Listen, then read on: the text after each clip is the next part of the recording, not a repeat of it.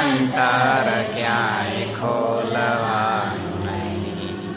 પાણી પીધા પછી ઘરના પૂછવું, પાણી પીધા પછી ઘરના પૂછવું, પાણી પીધા પછી ઘરના પૂછવું, પાણી પીધા પછી ઘરના પૂછવું, બાંધેલી પ્રીત કોઈ તોડવાની નહીં, બાંધેલી પ્રીત કોઈ તોડવાની નહીં.